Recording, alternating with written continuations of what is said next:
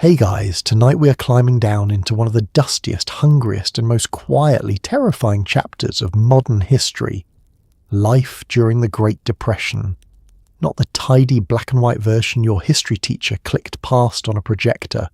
Not the sepia photo of a sad man in a nice hat standing near a soup pot. I mean the real thing. The long grey decade when the economy tripped over its own shoelaces and took your job, your savings, your house, and possibly a few of your teeth down with it. Before we begin, a genuine thank you to the listener who suggested tonight's topic. Your ideas really do shape what happens here, and I appreciate every single one. If you enjoy these late-night wanders through history, feel free to like the video and subscribe, but only if you truly want to. Leave a comment telling me where you're listening from and what time it is for you. Because somehow it is always 2 a.m. somewhere. The channel is on Spotify now as well, so if you would rather drift off with just your ears, the link is waiting in the description. Now dim the lights, switch on a fan for that soft, steady hum, and let yourself get comfortable. Before we start, let me fill your head with a few questions. Could you survive on a stew made mostly of canned beans and hope? Would you hop onto a moving freight train with nothing but a bundle and a bad plan?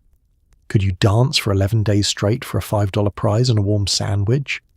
Would you wear a dress sewn out of a flour sack and call it your Sunday best? And now, congratulations. You have just woken up in 1932, the year the bottom fell out of everything. Your stomach is growling, your rent is overdue, and the wind outside smells faintly of dust. Good luck. You open your eyes to a ceiling made of flattened tin cans and a wall built from an old billboard advertising a car nobody can afford. Welcome home. Your neighbourhood does not have a name on any map, but everyone calls it a Hooverville, cheerfully named after the president most people blame for all of this. Your mattress is a pile of newspapers, affectionately known as a Hoover blanket, and your pillow is your own boot so nobody wanders off with them in the night. The whole settlement is a patchwork of crates, scrap wood and cardboard, huddled together on the edge of town like a very sad campground. It is not glamorous, but it has a roof mostly, and today that counts as winning. You sit up slowly, because sitting up too fast means banging your head on the low slanted beam that holds the whole contraption together. The walls do not so much block the wind as gently filter it, and every gust brings a fresh reminder that your home was assembled from whatever the city threw out last spring. The floor is bare dirt, packed hard by everyone who has walked across it, and in one corner sits a small stove built from an oil drum, still faintly warm from last night. There is a strange pride in this place. You built it with your own hands, which is more than you can say for the apartment you used to rent before the work dried up. Outside, the whole shantytown is waking with you. Smoke curls from 100 little chimneys made of stovepipe and hope. Somewhere a baby is crying, somewhere a rooster is confused about the time, and somewhere a man is coughing in a way that nobody wants to think too hard about. Your neighbours are not drifters or criminals, whatever the fine folks across town like to whisper. They are former clerks, bricklayers, machinists and school teachers, ordinary people who did everything right and got flattened anyway. The fellow 2 shacks down once managed a department store. Now he shares a wall made of a Quaker Oats advertisement with a family of 5. It is like camping, if camping never ended and also might kill you. There is no plumbing, so water comes from a shared spigot or the river, and the bathroom situation is a group project best left undescribed. When it rains, the streets between the shacks turn to thick, sucking mud, and everything you own takes on a permanent damp smell like a basement that gave up. In summer, the tin walls turn your home into a slow oven. In winter, you stuff every crack with rags and newspaper and sleep in your coat, your hat, and possibly your neighbour's dog. And yet, remarkably, there are rules here. People sweep their dirt floors. They organise. Some Hoovervilles elect a mayor, set up rough committees, and keep the peace better than the city ever did for them. There is a stubborn dignity in the way folks wash their one good shirt and hang it to dry, insisting on being respectable in a place designed to strip respectability away.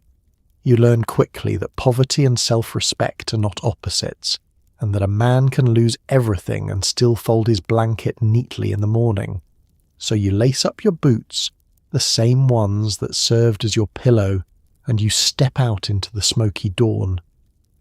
There is a long day of looking for work ahead, work that probably will not exist. But first, like everyone else in this cardboard kingdom, you need to eat, and that means getting in line. Let's talk about breakfast, if you can call it that. It is barely dawn and you're already outside, shuffling forward in a line that stretches around 3 city blocks. This is the bread line, and it is the most reliable meal you will get all day. Ahead of you, a church, a charity, or possibly a local gangster who wants good publicity, is ladling out thin soup and a heel of bread to anyone patient enough to wait. There is no menu, no substitutions, and absolutely no complaining. You keep your head down, because half the men in this line owned businesses 2 years ago, and pride is a luxury none of you can afford anymore. The soup is watery, the bread is stale, and you are quietly, desperately grateful for both. The line moves at the speed of cold molasses. You have plenty of time to study the backs of the coats in front of you, most of them worn thin at the elbows, patched with whatever fabric was handy. Nobody talks much. There is a shared understanding here, an unspoken agreement not to ask each other too many questions, because everyone's story is roughly the same story, and hearing it out loud does not make the waiting shorter. You shift your weight from foot to foot, blow into your hands and watch your breath hang in the morning air like a small ghost of the warmth you used to take for granted. It is a bit like waiting for a table at a very popular restaurant, except the wait is 2 hours. The food is a mystery, and if you leave your spot, you lose it forever. The men who run these lines have seen every trick, so there is no cutting, no saving places for a dozen cousins, no charming your way to the front. You earn your soup one slow step at a time, and the lines are long because the need is staggering. In some cities, thousands of people queue every single day, a river of hunger flowing through streets that used to hum with commerce. The strangest part is who you see in line. There is a man in a suit that was clearly expensive once, the cut still sharp even as the fabric frays. There is a fellow who kept his fine leather shoes from better days, now cracked and stuffed with cardboard to cover the holes in the soles. The depression did not politely limit itself to the people who were already poor. It reached up and yanked down bankers, salesmen and engineers, depositing them all in the same slow line for the same thin soup. Rich or poor, everyone's stomach growls in the same language. When you finally reach the front, a tired volunteer fills your bowl and hands you your bread without ceremony. The soup is mostly water-flavoured by the memory of a vegetable, and the bread is hard enough to knock on. You find a spot along a wall, and you eat slowly, making it last, because you do not know when the next meal is coming. Around you, hundreds do the same, a quiet congregation united by need. There is no shame here exactly, but there is a heaviness, the weight of grown adults who worked hard their whole lives now depending on the kindness of strangers. You finish. You wipe the bowl clean with the last of the bread and you hand it back. The line behind you still snakes around the corner, endless. There's nowhere to go but out into the day and its slim hope of employment.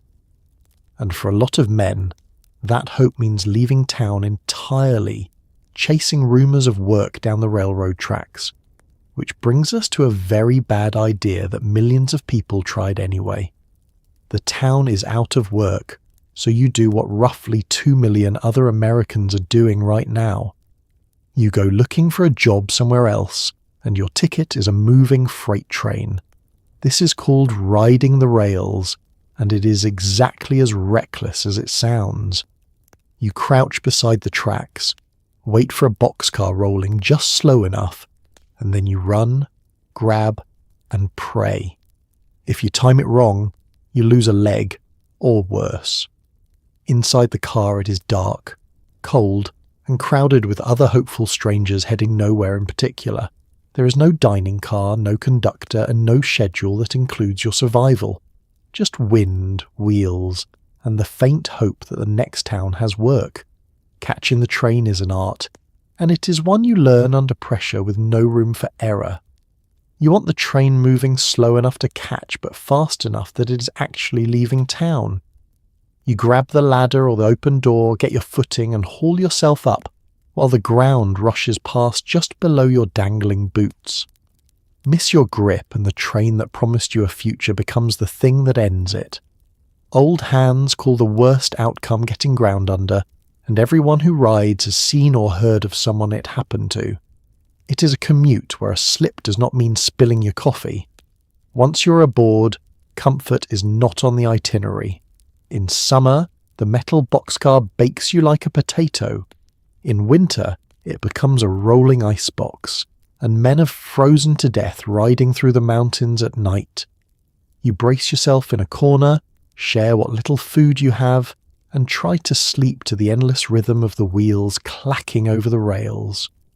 It is like the worst overnight bus you can imagine, except free, illegal, and occasionally fatal. And you're not paying for a seat, so you have absolutely no right to complain about the accommodations, which is convenient because there is nobody to complain to.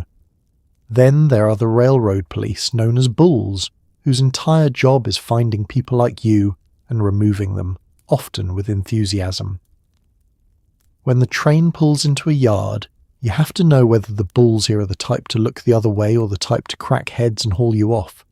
Getting caught might mean a beating, a night in jail, or simply being thrown from the train, sometimes while it is still moving. So you learn which yards are safe, you jump off before the train fully arrives, and you slip into the shadows like you were never there at all. The riders themselves are a whole cross-section of the country in miniature. There are grown men who lost farms and factories, teenage boys who left home so their families would have one less mouth to feed, and even a surprising number of women, dressed in trousers and caps to blend in and stay safe. Everyone is chasing the same rumour, the whisper that says there is work in the next state, in the orchards, in the mills, anywhere but here. Most of the rumours turn out to be exactly that, so you ride, town after town, your stomach empty, and your eyes scanning for the next opportunity that never quite appears. It is exhausting, dangerous, and lonely in a way that settles deep into your bones. But when you finally hop off near some rail yard, you're not entirely alone. Down by the tracks, a little camp of fellow travellers is waiting, complete with a bubbling pot and a secret language written in chalk. Let's go warm up by their fire. The train slows near a rail yard, and you tumble out into a hobo jungle, which is a camp, not an actual jungle, though the smell is debatable. This is where the wandering unemployed gather to cook, rest, and swap rumours about which towns have jobs and which have a sheriff who hates strangers. Somebody has a pot of mulligan stew going, made from whatever everyone tossed in, and you add your one wrinkle potato like it is a treasured offering. Scratched into fence posts and door frames nearby is a secret alphabet of chalk symbols, a code that tells the next traveller which house has a kind woman, which has a mean dog, and which will call the police. It is the original review system, written in dirt. The jungle usually sits just outside a rail yard, close enough to catch the next train but far enough to avoid the bulls. It is a loose gathering of men and boys around a fire, some passing through for an hour, others settled in for a few days.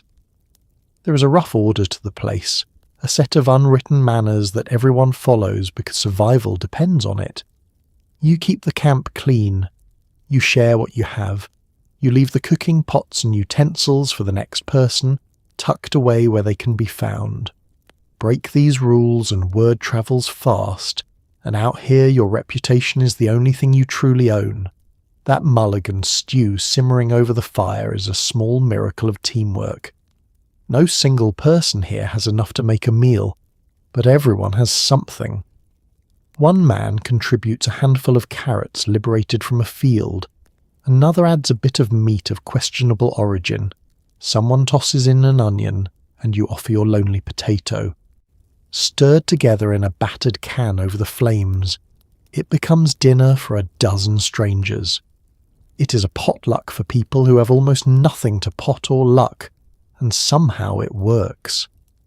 The stew tastes like smoke, dirt, and generosity, and on an empty stomach it might be the best thing you have eaten in weeks. The chalk code is where things get clever. Since these travellers cannot exactly post reviews or send letters ahead, they developed a whole visual language of symbols to guide the ones who follow. A drawing might mean a kind woman lives here and will feed you. Another warns of a vicious dog, or an angry man, or police who do not take kindly to visitors. A certain mark means you can safely camp nearby. Another means the water is good to drink. It is like leaving star ratings for an entire town, scratched quietly onto a fence post, an act of solidarity between people who will never meet. There is a strange culture here too, with its own vocabulary and its own code of honour. The men distinguish themselves carefully. A hobo, they will tell you, travels and works. A tramp travels and does not work. A bum does neither. It matters to them, this distinction, because it means they are still workers at heart, still men with pride, just men whom the country ran out of jobs for. They tell stories around the fire, sing songs, and dream aloud about a mythical land of plenty where the hens lay soft-boiled eggs and nobody ever has to work. You warm your hands, fill your belly, and feel, for one evening, a little less alone in a very large and unfriendly country. But the jungle is only a rest stop, not a destination. Tomorrow you will hop another train and keep chasing work. Meanwhile, far from the rail yards, out where the farmland used to feed the nation, an entirely different disaster is unfolding, one made of wind and dirt and pure despair. Let's head out to the plains. Out on the southern plains, morning looks wrong. The horizon is a rolling black wall, taller than any building, moving toward the farm like the end of the world running late for an appointment. This is a black blizzard, a storm made not of snow but of the topsoil that used to grow your wheat, now airborne and furious. Years of over-ploughing and a brutal drought stripped the land bare, and now the ground itself is leaving. You bolt for the house, stuff wet rags under the doors, and still the dust finds every crack. By the time it passes, your kitchen table wears a grey blanket of dirt, and you understand that out here, even the earth has given up. You saw it coming from miles away, which somehow makes it worse.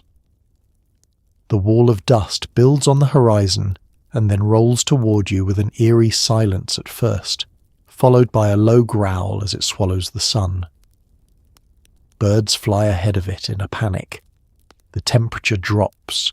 Static electricity crackles so strongly that if you touch a fence or shake a hand, a spark leaps out. Some folks drag chains from their cars to ground the charge. The whole sky goes from blue to brown to a deep, churning black, and then the day simply ends in the middle of the afternoon. When the storm hits, the world disappears. You cannot see your own hand held in front of your face. People get lost walking from the barn to the house, a distance of a few dozen steps they have walked 10,000 times, and some do not make it. The dust is so fine it behaves almost like water, pouring through the tiniest gap, sifting under doors and around window frames no matter how tightly you seal them. Inside you light a lamp at noon, and it barely glows through the murk. You breathe through a wet cloth and wait, listening to the wind scour the paint right off the side of your house. It is like a snowstorm from a nightmare, except the snow is the ground you are standing on, and it does not melt. When it finally passes, the cleanup begins, and there is no end to it. Dust piles against the fences in drifts like brown snow. It buries fence posts, half covers tractors, and sneaks into everything you own. Your mother sweeps and shovels and sweeps again, fighting a war she cannot win, because the next storm is already forming somewhere to the west. Food gritty with dirt becomes normal. You learn to set the table with the plates turned upside down until the very moment you eat. How did it come to this? For years, farmers ploughed up the tough native grasses that held the soil in place, planting wheat as far as the eye could see when prices were high and rain was steady. Then the rain stopped. The drought came and stayed. The crops withered, and the exposed soil dried to powder. Without the grass roots to anchor it, the land had nothing to hold on with. So when the winds swept across the plains, they simply picked up the earth and carried it away, sometimes hundreds of miles, darkening the skies of distant cities and dusting ships far out at sea. You stand in your ruined kitchen, dirt in your teeth and grief in your chest, and you look out at fields that will grow nothing this year. The land that your family bet everything on has turned against you. But the storms do not just bury your crops and your hope. They get into your lungs, quietly, with every breath you take, and that is a slower and more frightening kind of danger. Let's talk about what the dust does once it is inside you. When the dust settles, the real danger is only beginning, because you've been breathing it for hours. Fine grit works its way into your lungs, your eyes, your food, and your sleep. Doctors out on the plains start seeing a grim new illness they call dust pneumonia, and it strikes hardest at the very young and the very old, the people least able to fight it off. Mothers hang wet sheets over the windows and press damp cloths to their children's faces, doing everything they can with almost nothing. There is little medicine and even less money, so mostly there is waiting and hoping. It is a quiet kind of suffering, the sort that does not make the newspapers, and out here it is simply part of living. The dust is not like ordinary dirt. It is ground so fine by the wind that it hangs in the air long after the storm has passed, a haze you can taste. It slips past every defense your body has, settling deep in your chest where it does not belong. You cough, and the cough does not go away. It lingers for days, then weeks, a dry hacking that scrapes your throat raw. When you finally spit, what comes up is dark, and you try not to think about the fact that it is the very soil that used to be your livelihood, now lodged inside you. For the sick, life narrows down to the struggle to breathe.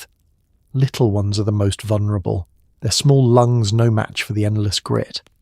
A family might do everything right, sealing the house, filtering the air through wet rags, keeping the children still and calm, and the dust still finds a way in. Out here, a doctor might be 20 miles off, the roads might be buried, and even if you reach him, there is precious little he can do. This is an age before the medicines we take for granted, so treatment is mostly comfort, patience, and prayer whispered over a cot in a darkened room. Imagine trying to protect your family from an enemy you cannot lock out, an intruder that walks straight through your walls. That is what the mothers of the plains face every single day. They wet the sheets and hang them over the windows, and by morning the sheets are caked brown. They serve food covered until the last second and it still crunches. They wipe down every surface, and an hour later a new film has settled. It is an exhausting, thankless battle against something that never stops coming, fought with the meagre weapons of soap, water, and sheer stubborn love. The strange part is how ordinary the danger becomes. When something threatens you every day for years, you stop treating it like an emergency and start treating it like weather, which, in a sense, it is. People go about their business between storms, tending what little they can, because life does not pause just because the air is trying to kill you slowly. Children still go to school when they can, walking with cloths tied over their mouths. Chores still get done. The human ability to adjust to the unbearable is remarkable and a little heartbreaking, and out here it is on full display. Still, the toll is real, measured in the small graves that dot the plains and the deep coughs that follow survivors for the rest of their lives. The dust takes what it takes, and the people who stay simply endure it, because leaving means abandoning everything they have ever built. Not everyone loses their farm to the sky, though. Plenty of families are losing everything to something far more human and just as merciless. It comes wearing a suit, and it lives in a building on Main Street. Let's talk about the day the bank stops giving your money back. Word spreads through town like a grass fire. The bank might be in trouble. Within the hour, half the county is sprinting toward Main Street to pull out their savings before the doors close for good. You join them, heart pounding, clutching your little passbook like a lottery ticket. The trouble is that banks never actually keep all the money sitting in a vault, so once enough frightened people show up demanding their cash, the whole thing collapses. Thousands of banks fail across the country, and there is no safety net to catch the deposits. No insurance, no phone call promising it will all be fine.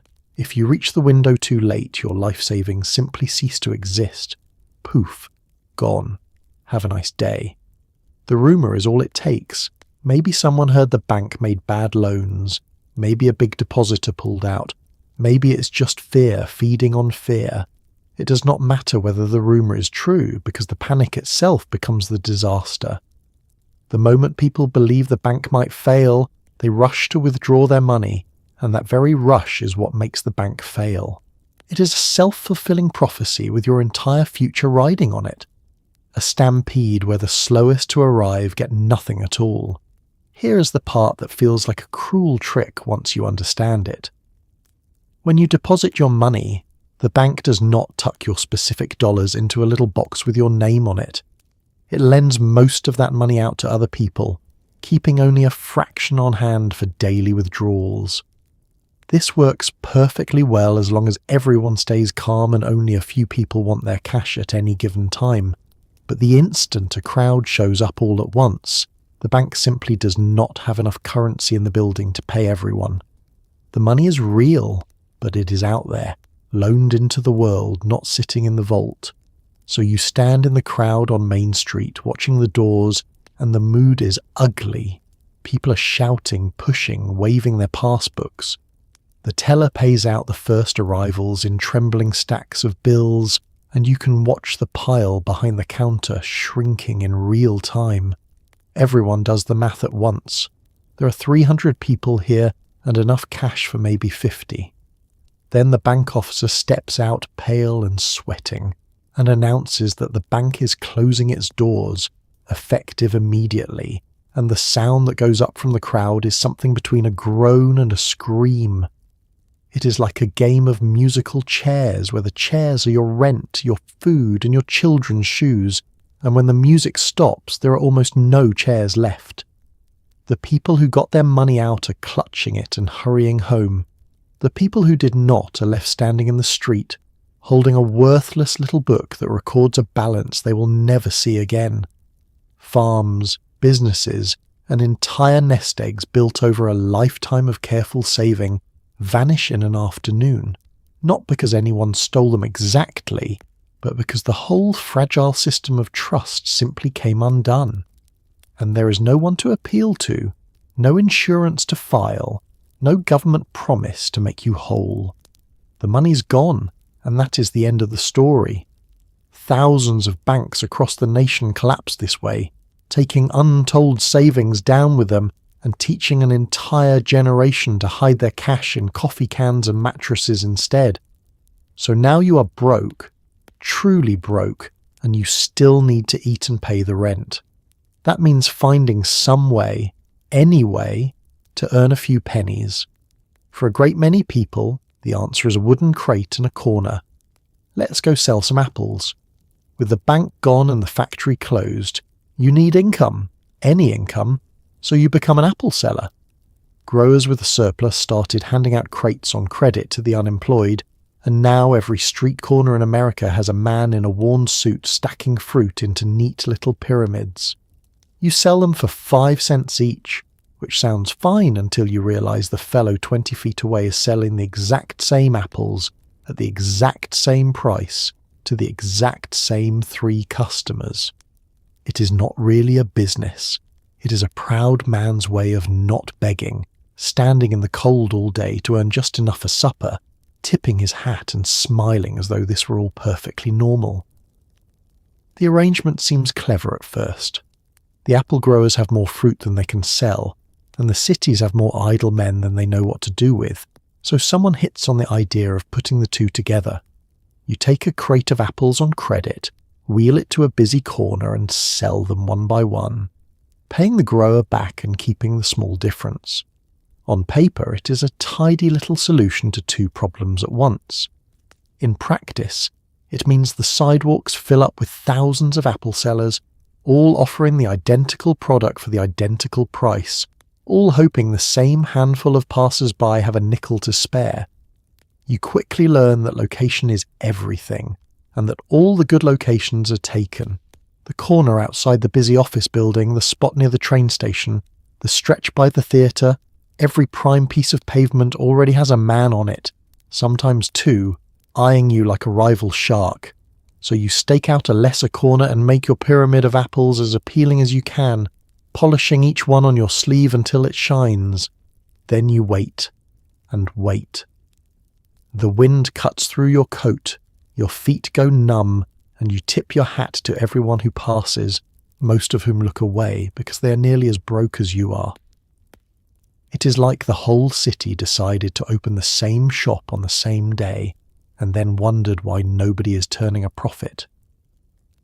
The competition is absurd and everyone knows it, and yet the corners stay full because the alternative is worse. Selling apples is not really about the apples.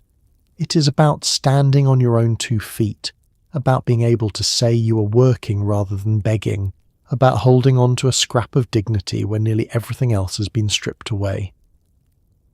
There is a meaningful difference, in your own mind at least, between a man selling fruit and a man holding out his hat. Even if the day's earnings come out about the same, the customers, when they come, are a mixed bunch. Some buy an apple they do not want simply because they cannot bear to walk past your hopeful face. Some haggle over a single cent as though their life depends on it, and maybe it does. Some ignore you entirely, hurrying by with their eyes fixed on the middle distance, and you cannot even blame them. You're one apple seller among an army of apple sellers, a small figure in a worn suit, part of a strange, sad landscape that has become the ordinary face of the city. At the end of the day, you count your pennies, pay back the grower, and carry home whatever thin profit remains, along with a few bruised apples nobody wanted. It is not enough, but it is something, and something beats nothing when your family is waiting. And speaking of your family waiting, there is the small matter of feeding them. When your entire fortune is a pocket of loose change and a couple of soft apples, dinner requires a certain kind of creativity. Let's see what is bubbling in the pot tonight. Dinner tonight is a local delicacy known as Hoover stew, named, once again, in loving dishonour of the president. The recipe is simple, because the ingredients are whatever you have, which is almost nothing. Into the pot goes a handful of macaroni, a can of beans, a few sliced hot dogs if the week has been kind, and enough water to make it stretch across every hungry mouth at the table. It is thin, it is bland, and it reappears with unsettling regularity. Nobody pretends to enjoy it, but everybody eats it, because the alternative is going to bed with a stomach that growls louder than the freight trains. You learn quickly that flavour is optional, but calories are not. The name is a bitter little joke. The same joke stamped on so much of this decade. The president gets his name attached to everything miserable, from the shantytowns to the newspaper blankets to the empty pockets people turn inside out, called Hoover flags. It is not entirely fair to the man, but fairness is not really the point. Blaming him is a way of blaming the whole broken situation, and giving your sad supper his name is a way of laughing at it, however grimly. So Hoover stew it is, served up night after night in kitchens across the country. Making it is less cooking than assembling. You start with water, because water is free and it makes everything go further. Then you add the cheapest, most filling things you can find. Macaroni is a favourite because it is cheap and swells up satisfyingly in the pot. Canned beans add some substance and a bit of protein.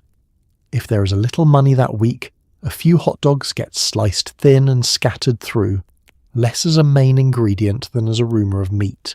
Some cooks throw in canned tomatoes or corn or whatever vegetables can be scraped together. There are no measurements and no rules, only the goal of turning very little into just barely enough. The result is not going to win any awards. It is a pale, starchy, faintly salty mush that fills the belly without ever exciting the tongue. It is the kind of meal you eat with your mind somewhere else, spooning it down out of necessity rather than pleasure. And the worst part is the repetition. When this is what you can afford, this is what you eat, tonight and tomorrow and the night after that, until the very sight of macaroni makes you sigh. Imagine eating the same joyless casserole every single evening for a year, and you begin to understand the quiet monotony of a depression dinner. But do not mistake the blandness for failure, because this humble stew is doing important work. It is stretching a few cents into a meal for an entire family. It is keeping children fed when there is nothing else to feed them. It is the difference between hunger and something like fullness, and in these years that difference is everything. There's a real ingenuity in it, a whole domestic science of making one can of beans do the work of a proper dinner. Mothers become experts at this arithmetic of survival, calculating calories and pennies with the precision of engineers. So you eat your Hoover stew, and you are glad of it. Even as you dream of the roasts and pies of better days, you clean your bowl completely, because wasting a single spoonful is unthinkable now. When the pot is empty, that is that until tomorrow. Of course, a family cannot live on beans and gloom alone, and every now and then a household craves a little sweetness, a small taste of the good life. The trouble is affording it, or in some cases, simply faking it. Let's bake a pie out of almost nothing at all. Sometimes the family needs a little joy, so you bake a pie. There is just one small problem. You do not have any apples, you do not have most things. So you reach for the great culinary illusion of the era, the mock apple pie, built entirely out of broken crackers, sugar, and a hopeful splash of cinnamon. Somehow, against all reason, it tastes vaguely like the real thing, or at least close enough to fool a tired tongue at the end of a hard day. The whole decade runs on these cheerful lies. There is fake apple pie, coffee stretched with chicory, and soup that is mostly ketchup and warm water. You're not really cooking. You're performing very convincing food magic. The mock apple pie is the crown jewel of this deception, and it is genuinely astonishing that it works. You take plain crackers, break them into pieces, and arrange them in a pie crust where the apples ought to be. Then you make a syrup of sugar, water, and cream of tartar, boil it up with a good dose of cinnamon, and pour it over the crackers. Into the oven it goes, and when it comes out, something almost magical has happened. The crackers soften and soak up the spice syrup, taking on a texture and flavour uncannily close to baked apples. Serve it warm, and half the family cannot tell the difference. The other half is too polite to mention it. It is a bit like a magician's trick performed in the kitchen, sleight of hand with a rolling pin, and it is far from the only one in the repertoire. When coffee gets too dear, you stretch it by mixing in roasted chicory root, or ground grains, or whatever adds colour and bitterness to the cup. When you want something hearty and have almost nothing, you might make a soup out of hot water, a squirt of ketchup, and any seasoning within reach. A thin red broth that at least tastes like it's trying. Butter gets stretched, milk gets watered, and leftovers get reinvented so many times they lose all memory of their original form. Every one of these tricks is a small act of defiance, a refusal to let poverty strip away every last pleasure. The mock apple pie is not just about dessert, it's about a mother wanting to give her children a treat, a moment of sweetness in a life that offers precious few. It's about keeping up a sense of normalcy, of celebration, of home, when the world outside has gone grim and grey. There is love baked into that crust, right alongside the crackers, and everyone at the table feels it even if nobody says so. The strange thing is how well these illusions hold up. Taste is more than chemistry, it turns out. It is memory and expectation and mood, and a hungry family that wants to believe they are eating apple pie will, to a surprising degree, actually taste apple pie. The mind fills in what the pantry cannot. In this way, the whole decade becomes an exercise in making do, in finding the shape of comfort even when the substance is missing, in convincing yourself that warm water and ketchup is really and truly soup. So you serve your mock apple pie, and you watch your family enjoy it, and you feel a flicker of triumph over the hard times. You made something out of almost nothing, and for one evening the table feels a little richer than it has any right to. These small victories add up, one clever substitution at a time. And speaking of clever substitutions, the same spirit of making do extends far beyond the kitchen. It reaches all the way to the clothes on your back, which, if you look closely, might have started life holding your groceries. Let's talk about wearing your flour. Your new dress is beautiful, floral, and until recently a bag of flour. Manufacturers noticed that thrifty families were sewing clothes out of empty feed and flour sacks, so they started printing the cotton in cheerful patterns, quietly turning grocery packaging into a fashion supply chain. Now your mother picks the flour brand based on which print she wants for your next school outfit. A single dress might take 3 matching sacks, so buying groceries becomes a strategic mission. Nothing is wasted. The string becomes thread, the scraps become quilt patches, and the leftover cloth becomes underwear that no one will ever discuss. You look perfectly presentable, and only you know that your Sunday best once held 20 pounds of self-rising flour. It started as pure necessity. Flour, sugar, feed, and grain came packed in sturdy cotton sacks, and frugal women looked at all that perfectly good fabric and refused to throw it away. At first the sacks were plain, printed with the brand name and logo, so the challenge became scrubbing out the ink to leave clean white cloth behind. Some manufacturers even started using ink that washed out easily. A small kindness aimed at the women turning their packaging into pillowcases and dish towels and nightshirts. Waste not, want not was not a cute saying stitched onto a wall. It was the operating principle of the entire household. Then the companies got clever. They realised that if families were going to sew clothes out of the sacks anyway, they might as well compete for the business by making the sacks prettier. So they began printing the cotton in florals, stripes, polka dots and playful patterns, transforming a bag of chicken feed into a fashion statement. Suddenly the choice of which brand to buy came down to which fabric would make the nicest dress. A mother might walk right past the cheaper flour to buy the one with the print she needed, and store owners learned to keep matching sacks together so shoppers could collect a full set. This created a whole quiet economy of trading and hunting.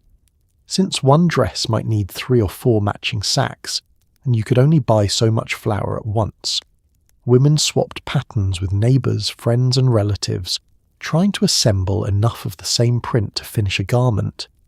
It was a bit like collecting a matching set of dishes, one box of cereal at a time. except the prize at the end was a dress your daughter could wear to church. Church basements and sewing circles became trading posts, where a spare sack of blue gingham might be exchanged for the yellow floral you desperately needed. And the sacks did not stop at dresses. Nothing about them went unused. The cotton became shirts, aprons, curtains, tablecloths, and diapers. The heavy thread that stitched the sack shut was unravelled and saved for sewing. The plainer sacks became towels and wash rags. Even the humblest scraps found their way into quilts, sewn together into warm patchwork blankets that told the story of a family's meals in fabric. A single flour sack could live a dozen lives before it was finally worn out, and even then the last threadbare remnant might become a rag for cleaning. There was no shame in any of this because nearly everyone was doing it. A little girl in a flour sack dress sat right next to another little girl in a flour sack dress, and both of them looked just fine. The stigma simply evaporated when poverty became the common condition. What might have felt embarrassing in flush times became ordinary, even admirable, a sign of a resourceful family making the most of what little they had. Resourcefulness like this shows up everywhere in these years, and sometimes it takes a far bolder form than sewing. Sometimes a whole community bands together to cheat the system right out in the open. Let's go to a very unusual auction. The bank has come to seize your neighbour's farm and sell it off at auction, and the whole community has quietly decided that this will not be going smoothly. Dozens of grim-faced farmers show up, surround the auctioneer, and make it very clear that any outsider who bids more than a few pennies will have a very unpleasant afternoon. So the prize team of horses sells for a nickel. The plough goes for 2 cents. The entire farm is bought back for pocket change by the neighbours, who then hand every last bit of it right back to the family who owned it. It is technically legal mostly, and it is one of the few moments where the little people quietly win. Here is how the farm ended up on the auction block in the first place. When crop prices collapsed, farmers could not earn enough to pay back the loans they had taken out on their land and equipment. The bank, wanting its money, would foreclose, seizing the farm and selling everything at a public auction to recover what it was owed. For the family, it meant losing not just their home, but their entire way of life, the land their parents worked, the animals they raised, the tools they depended on, all of it sold to the highest bidder while they watched. It was happening across the countryside, farm after farm, an epidemic of loss. The farmers decided they had endured enough.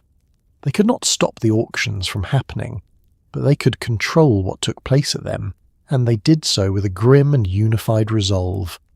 Word would spread that a neighbour's farm was up for sale, and on the appointed day the whole surrounding community would turn out, not to bid honestly, but to make sure the auction became a farce. They gathered around the auctioneer in a silent, unsmiling crowd, and everyone understood the arrangement without a word being spoken.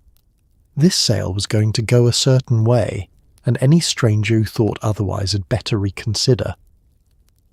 When the bidding opened on a valuable item, someone would call out a penny. A team of workhorses worth hundreds of dollars might draw a bid of 5 cents, and then dead silence.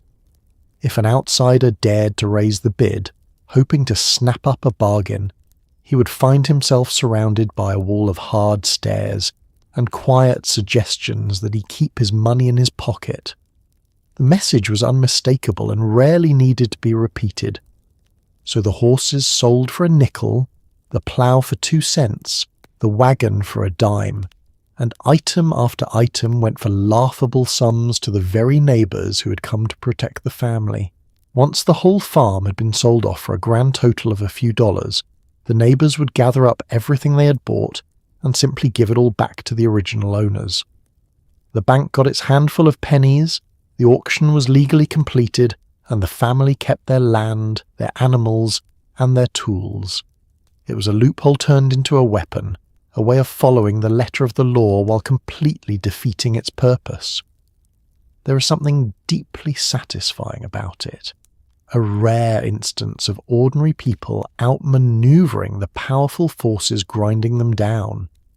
These penny auctions did not solve the larger crisis, and they carried real risk, since intimidating bidders and defying the banks could bring trouble.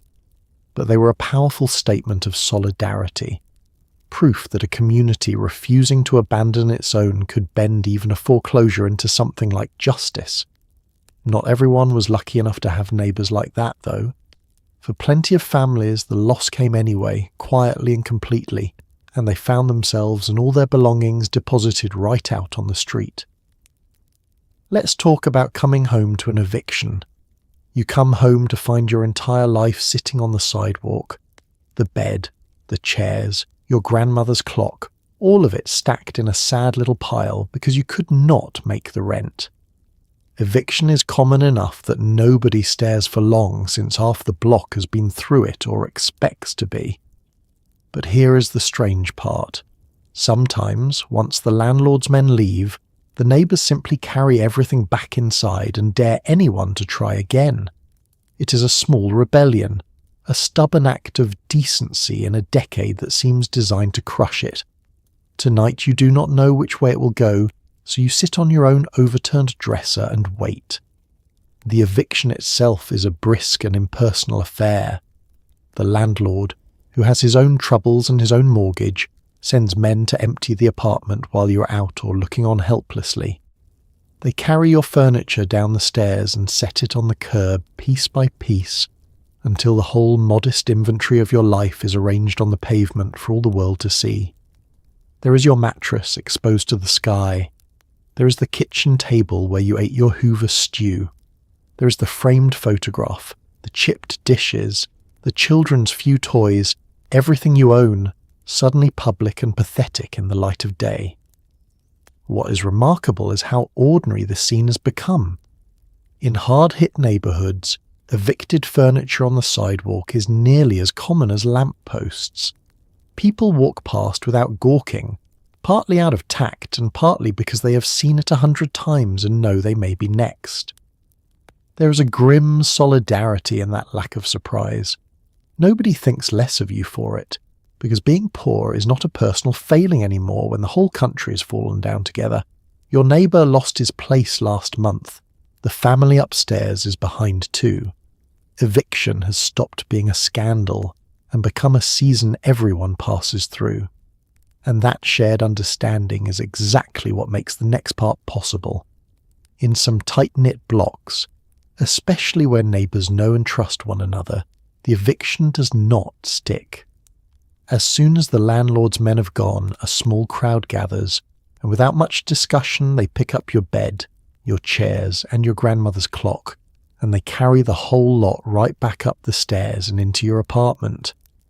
Then they settle in, sometimes literally standing guard, and make it clear that anyone who tries to put your things back on the street will have a great deal of company to contend with. These impromptu moving crews turn eviction into a game of stubborn repetition. The furniture comes out, the neighbours put it back, it comes out again, back it goes. In some cities, organised groups made this a deliberate tactic, showing up in numbers to reverse evictions as fast as they happened, wearing the landlords down through sheer persistence. It is a bit like trying to bail out a boat while a dozen people keep pouring the water back in. Eventually, the effort involved in evicting one family becomes more trouble than it is worth, and you get to stay another week, another month, however long the standoff holds.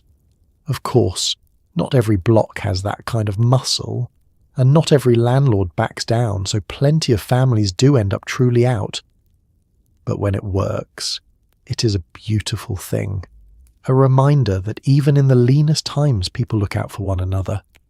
Tonight, sitting on your overturned dresser, you hear footsteps on the stairs and the voices in the hall, and you dare to hope. Community is what carries people through these years, and sometimes that community shows up in stranger forms than a moving crew. Sometimes it shows up as a marathon dance contest with cash on the line. Let's put on our dancing shoes. Under the bright lights of the local hall, you are dancing, and you have been dancing for 9 days. This is a dance marathon, a spectacle where desperate couples shuffle in circles for weeks on end, because the last pair still standing wins cash, and, almost as importantly, the promoters feed you while you compete. Your feet are ruined, your partner is asleep on your shoulder while still technically moving, and the crowd has paid good money to watch you slowly fall apart. Every hour you get a brief rest, then a bell rings and you stagger upright again. It is billed as entertainment. It feels more like a slow-motion endurance test with a live audience betting on who collapses first. The rules are brutally simple. You and your partner must keep moving, staying off the floor for as long as humanly possible. Couples who let a knee touch the ground or who stop moving entirely are eliminated. The reward for outlasting everyone else is a cash prize, sometimes a few $100s, which in these years is a small fortune worth suffering enormously to obtain. But the real reason many couples enter is simpler and sadder. As long as you are in the contest, the promoters feed you several meals a day, right there on the dance floor. For the truly desperate, a marathon means being warm, sheltered, and fed for as long as your body can hold out. The schedule is a form of slow torture dressed up as fun. You dance for about 50 minutes of every hour, then get a precious rest break of 10 minutes, during which you might collapse onto a cot, gulp some food, or have a medic look at your swollen feet. Then the bell rings, and no matter how destroyed you feel, you must haul yourself upright and start moving again. Day and night blur together. You learn to sleep standing up, leaning on your partner while your feet keep a slow shuffle, one of you dozing while the other steers you both around the floor like a tired little boat. The crowd, meanwhile, is having a grand time. People pay admission to sit in the stands and watch the contestants deteriorate, and part of the appeal is precisely the deterioration. They come to see who will crack, who will faint, who will get into a delirious argument with their partner at 3 a.m. It is a bit like modern reality television, except the stakes are your literal physical survival, and the exit interview is a stretcher. Promoters play up the drama, sometimes staging fake romances or arguments between couples to keep the audience hooked and coming back night after night. There is a real darkness under the glittering lights. These contests push human bodies far past healthy limits, and contestants suffer hallucinations, injuries, and total collapse. Some marathons stretch on for weeks, even months, the survivors reduced to shambling wrecks, propped up by willpower and the promise of that prize money.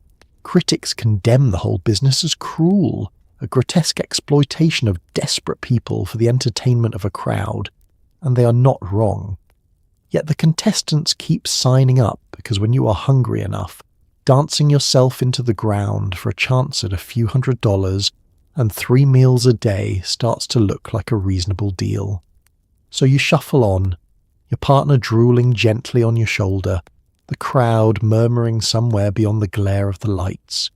You have made it 9 days, maybe you will make it 10. The prize is out there, just past the point of collapse, and you're stubborn enough to chase it. When the ordeal finally ends, one way or another, you will need to forget it, and forgetting is a service the era sells cheap. For 1 thin dime, there is a dark, warm room where all your troubles disappear for a couple of hours.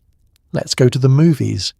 For 1 glorious dime, you can leave 1930s America entirely. The movie theatre is warm, dark, and packed with people who all need to forget their week. And for a few hours, the screen fills with dancing millionaires, singing sweethearts, and staircases made of pure imagination. The theatres know you are broke, so they lure you in with gifts. Some nights they hand out a free plate or bowl, 1 piece at a time, until families return week after week to finish the set. Other nights there is a cash drawing. You watch a double feature, a newsreel, and a cartoon, then step back out into the cold reality you paused. It is the cheapest, brightest escape money can almost buy. The value is unbeatable. A single dime buys you hours of warmth and wonder, which matters enormously when your own home is cold and your own life is grim. You settle into the seat, the lights go down, and the troubles waiting outside simply cease to exist for a while. On the screen, elegant people in beautiful clothes glide through mansions, fall in love, crack jokes, and dance across sets so lavish they seem to belong to another planet. It is the exact opposite of everything in your daily existence. And that is precisely the point. You did not come to see poverty. You came to forget it. The films of these years understand their audience perfectly. Some offer pure, glittering fantasy, all top hats and champagne and choreographed spectacle, letting you pretend for 2 hours that such a world is real and maybe even within reach. Others give you plucky underdogs who triumph against the odds, sending you home with a little borrowed hope. There are gangster pictures where the tough guy takes what he wants, comedies that let you laugh until your sides ache, and musicals so bright and bouncy they practically glow. Whatever your mood, the theatre has a cure for it, and the cure cost 1 thin coin. The theatres themselves compete fiercely for your dime, and they get inventive about it.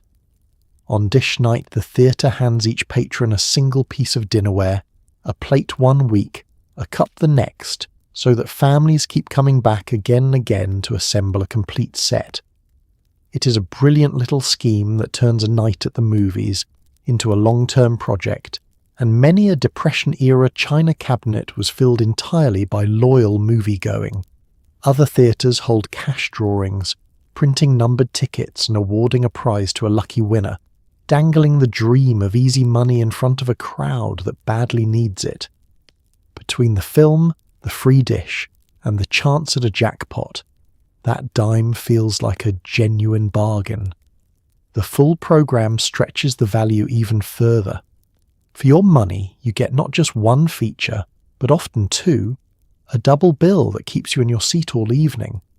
Between the films, there is a newsreel, bringing you moving pictures of the wider world, and a cartoon to make the children laugh, and perhaps a short comedy or a serial adventure that ends on a cliffhanger to ensure you return next week. It is a whole evening of entertainment packed into a single admission, and people squeeze every second out of it, reluctant to step back into the dark and the cold. But the film always ends, the lights always come up, and you always have to leave. You file out with the crowd, blinking, the fantasy already fading, and the familiar weight of real life settles back onto your shoulders as the cold air hits your face. Still, for a couple of hours, you were somewhere else, someone else, and that reprieve was worth every penny. Not everyone chases escape at the movies, though. Some people go looking for a miracle instead, a way to turn a little money into a lot, and the mailbox becomes the unlikely stage for a nationwide fever dream. Let's open a very tempting letter. A letter arrives with a very exciting promise. Simply mail 1 dime to the name at the top of a list, add your own name to the bottom, and send copies to your friends. Do this, and soon dimes will supposedly rain down upon you by the thousands. This is the send a dime craze, and it sweeps the country like a fever, clogging post offices and turning ordinary people into part-time mathematicians dreaming of impossible fortunes. It is, of course, a pyramid held together with wishful thinking, and almost everyone loses their dime. But when you are this poor, even a foolish hope feels like a plan. So you lick the stamp, mail your dime, and start counting money you will never see. The pitch is dangerously appealing. The letter contains a list of names and addresses. You send a dime to the person at the top, cross their name off, add your own name to the bottom, and mail fresh copies to several friends. Each of those friends does the same, sending a dime up the chain and recruiting more people below. In theory, as your name slowly climbs toward the top of thousands of these circulating lists, Dimes will come flooding into your mailbox from strangers all over the country. A single dime and a few stamps, the letter promises, will multiply into a fortune. All you have to do is not break the chain. For a nation of broke and desperate people, the appeal is obvious. A dime is almost nothing to risk, and the potential reward, at least on paper, is life-changing. So the letters spread like wildfire. People copy them out by hand or line up to have them typed, then mail them to everyone they know. Whole towns catch the fever at once. The volume of mail becomes so enormous that post offices are physically overwhelmed, buried under sacks of chain letters, staff working overtime just to move the flood of hopeful dimes. For a brief mad moment, it seems as if the entire country is playing the same game. The trouble, as with all such schemes, is arithmetic. The chain only pays off if it grows forever, each layer requiring several times more participants than the one before. But there are only so many people, and the numbers explode past the entire population almost immediately. Very quickly, there is simply nobody new left to recruit. The chain collapses, and the overwhelming majority of participants get nothing at all for their dime and their stamps. Only the tiny handful of people near the very top of the earliest letters see any real return. Everyone else has essentially mailed their money into a void. Deep down, many people sense this. The math is not hard to work out, and plenty of folks recognize the whole thing as a fool's errand even as they play. But knowing something is foolish and being able to resist it are two different matters, especially when you are poor and the price of a ticket is only a dime. There is a peculiar comfort in doing something, anything, that carries the faint scent of possibility. Mailing that dime feels like taking action, like buying a lottery ticket, like refusing to simply sit still and accept your lot. Hope, even irrational hope, is its own kind of nourishment. So the craze burns bright and then, like all fevers, breaks. The dimes stop coming, or rather they never came, and the letters eventually stop circulating as the novelty dies and the disappointment sets in. People are out their money and their postage, a little poorer and perhaps a little wiser, though the next tempting scheme is never far behind. Poverty makes people vulnerable to false cures of every kind, and that vulnerability is nowhere more dangerous than when it comes to your own health. Let's peek inside the medicine cabinet, where the remedies might be worse than the disease. You feel unwell, so you reach for the family medicine cabinet, which is a genuine gamble. In this era, all manner of tonics and cure-alls are sold with bold promises and almost no oversight, and many of them contain ingredients that would horrify a modern doctor. There are syrups laced with alcohol, soothing remedies built on things best left unnamed, and miracle waters that do far more harm than good. You cannot afford a real physician, so you trust the label, take a hopeful swig, and wait to feel better, or at least different. Sometimes the cure works, sometimes the cure is the actual problem. Either way, you have very few options, so down it goes, and you cross your fingers. The world of patent medicine is a wild and unregulated place. Travelling salesmen and mail-order catalogues peddle bottles, promising to cure everything from headaches to baldness to serious disease, and the promises grow bolder the more desperate the customer. The labels make grand claims backed by nothing at all, decorated with reassuring words and impressive-sounding ingredients. There is little in the way of testing, little honest labelling of what is actually inside, and little recourse if the stuff turns out to be useless or dangerous. You're essentially trusting a stranger's advertisement with your body, and the stranger is trying to make a sale, not keep you healthy. Inside those attractive bottles you might find almost anything. Many tonics are heavy with alcohol, which is why they make you feel warm and cheerful, and why so many otherwise sober citizens develop a deep loyalty to their nightly dose of medicine. Others contain harsh compounds, powerful substances, or ingredients whose long-term effects are poorly understood and genuinely harmful. A soothing syrup meant to quiet a fussy baby might contain something that quiets the baby a great deal more than any parent would want. The line between a remedy and a poison is blurry, and the label is no help in telling you which side of it you're on. The reason people take the risk is the same reason they do so many risky things in these years. A real doctor costs money, and money is the one thing nobody has. A house call or a clinic visit is a luxury reserved for emergencies, and often not even then. So ordinary aches, fevers, and illnesses get treated at home with whatever is on hand. That bottle of dubious tonic is far cheaper than a physician, so you reach for it first and hope it does the job. It is a bit like fixing a delicate machine by giving it a good hard shake, because you cannot afford the mechanic and shaking is free. Sometimes, of course, the remedy genuinely helps, or at least does no harm while the body heals itself. A soothing syrup might ease a cough enough to let you sleep, and sleep might be exactly what you needed. But sometimes the cure makes things worse, deepening the illness, causing new problems, or fostering a dependence on whatever potent ingredient the bottle contains. And because nobody is truly minding the store, you often have no way of knowing which outcome you're buying until it is too late.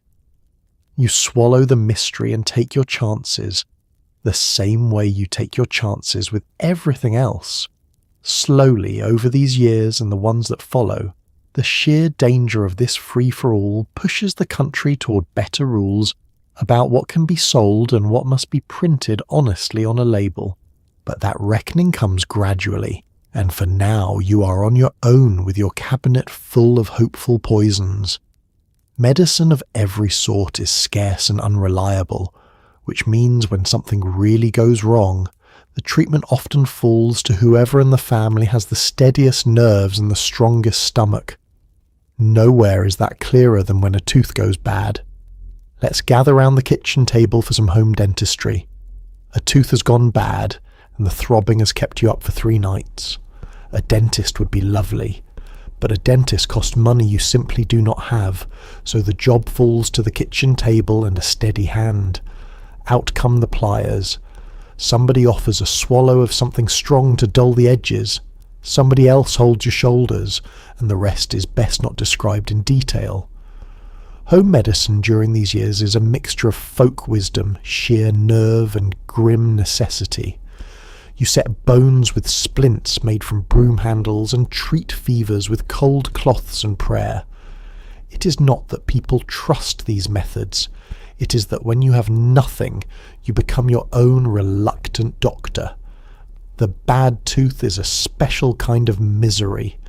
The pain builds slowly, from a twinge to an ache, to a relentless pounding that fills your whole head and robs you of sleep and sense. There's no ignoring it, no waiting it out, and no gentle over-the-counter remedy strong enough to touch it. In better times, you would simply go see the dentist and be done with it. But these are not better times, and a professional extraction costs more than the family can spare. So the tooth stays, and the pain grows, until finally the household agrees that something must be done, and the something must be done at home. The kitchen becomes the operating theatre, the table is cleared, the pliers are found and given a wipe, and a bottle of whiskey or whatever strong drink can be located is brought out to serve as the only available painkiller. You take a good pull to steady your nerves and numb the worst of it, which helps less than you would hope. A family member positions themselves to hold you still, gripping your shoulders or your head, because the body's instinct is to pull away from exactly the thing that must happen. Then the pliers find the tooth, someone takes a breath, and the extraction begins. It is quick, if you are lucky, and it is never, ever pleasant. This do-it-yourself approach extends far beyond teeth. When a bone breaks and there is no money for a doctor, families splint it themselves, binding the limb straight with whatever is rigid and to hand.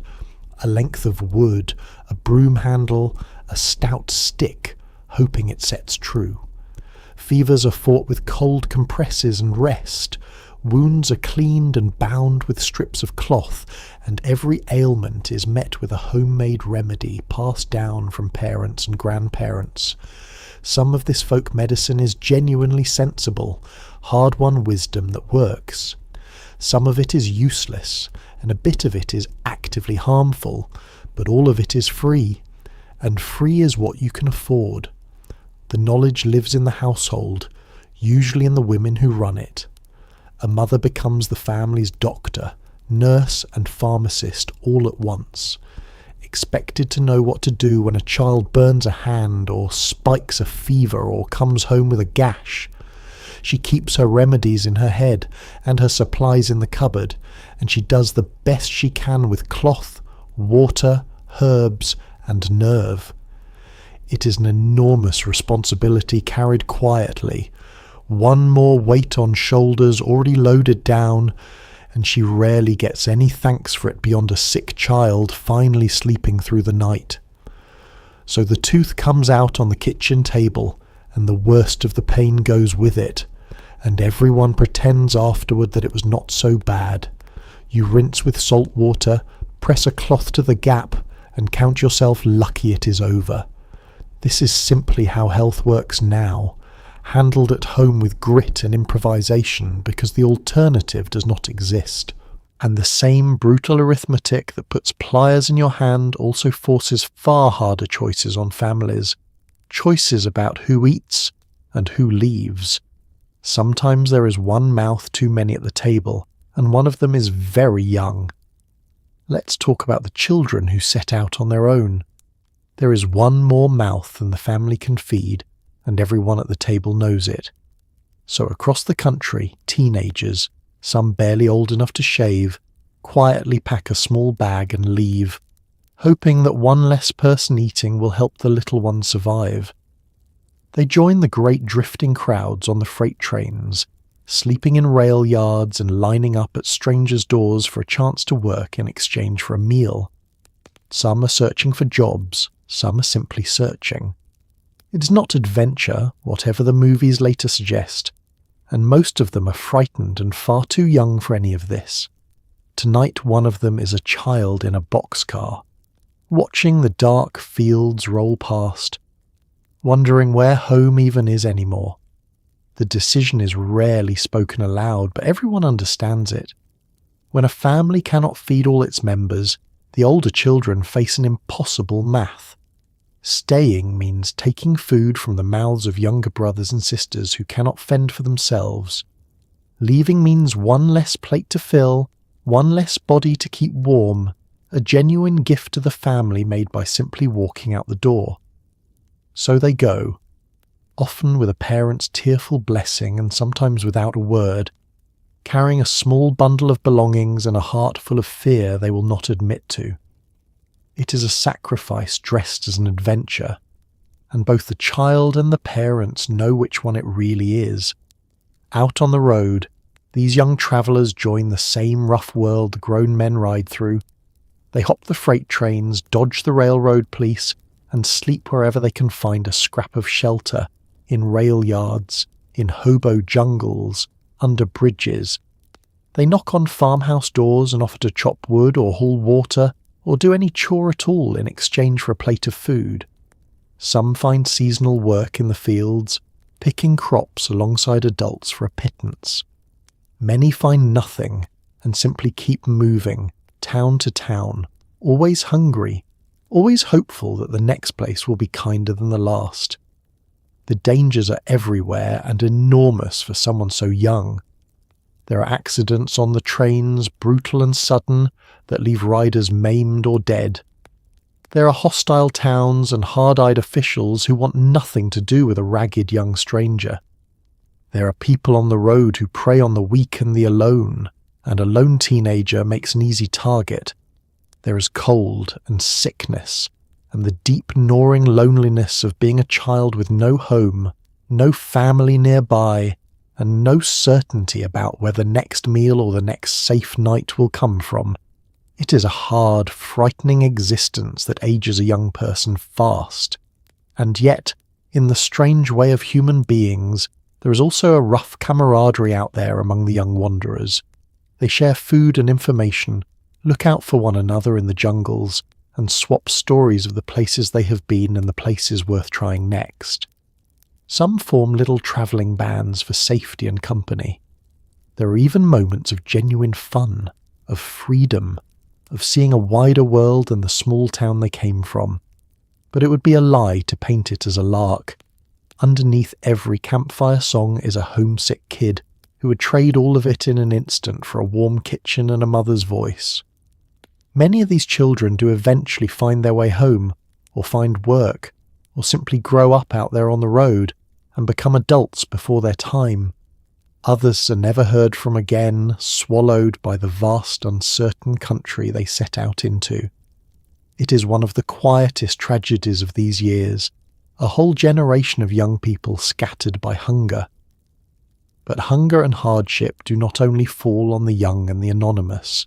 Sometimes they fall on the men who once wore their country's uniform, and when those men are ignored, they decide to make themselves impossible to ignore. Let's march on Washington. In the summer of 1932, thousands of veterans of the Great War travel to Washington with their wives and children, and they set up camp in the shadow of the Capitol. They fought for their country, and now they are asking the government to pay early a bonus they were promised for their service because they are hungry, and the money would mean survival. They build an orderly little settlement out of scrap and tents, and wait peacefully for an answer. What happens next is one of the harder moments to sit with, as the camp is eventually cleared by force and burned. These are men who were called heroes a decade earlier, now watching their shelters go up in smoke. It is a scene the country does not soon forget. The bonus in question is real and owed. After the Great War, the government promised its veterans a payment for their service, a bonus to be paid out years later in the distant future. But the future arrived early in the form of the Depression, and the veterans, now jobless and hungry like everyone else, could not see the sense in waiting for money they desperately needed today. If the country owed them the bonus, they reasoned, then let the country pay it now, when it might mean the difference between feeding their families and going under. So they resolved to travel to the capital and ask for it in person, in numbers too large to ignore. They came from everywhere, riding the rails and driving broken-down trucks, many bringing their wives and children along because there was no one at home to leave them with. In Washington, they gathered by the thousands and built a camp, a sprawling settlement of shacks and tents thrown together from scrap lumber, packing crates, and whatever else could be scavenged. It looked much like the Hoovervilles springing up across the country, but this one sat in the very heart of the nation's capital, in plain view of the seat of power. The men organised it with military discipline, keeping it clean and orderly, holding themselves to the standards they had learned in uniform.